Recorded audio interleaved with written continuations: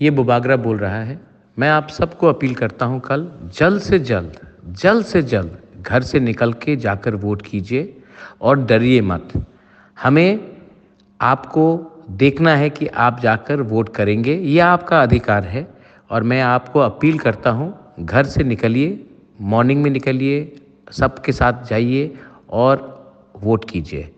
मैं चाहता हूँ कि आप अपना अधिकार का इस्तेमाल करें और इस बार हम सब एक संग घर से निकल के, मैं भी निकलूँगा घर से जल्दी, मैं भी जाकर वोट करूँगा, आप भी वो कीजिए और अंत में हम सब जानते हैं कि क्या होगा।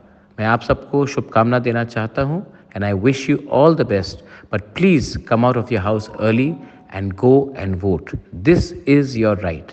और झगड़ा नहीं होना चाहिए, शांति से होना चाहिए, क्योंकि अगर झगड़ा हुआ तो नुकसान हमारा स्टेट का होगा, हमारा छवि का होगा। मैं आपको अपील करता हूँ, झगड़िए मत, शांति से जाकर वोट कीजिए और लार्ज नंबर्स में घर से निकल के अपने परिवार को, सबको मैसेज देकर वोट कीजिए। ये बहुत ज़रूरी है। बेलाइनो हम बाय और कहाम।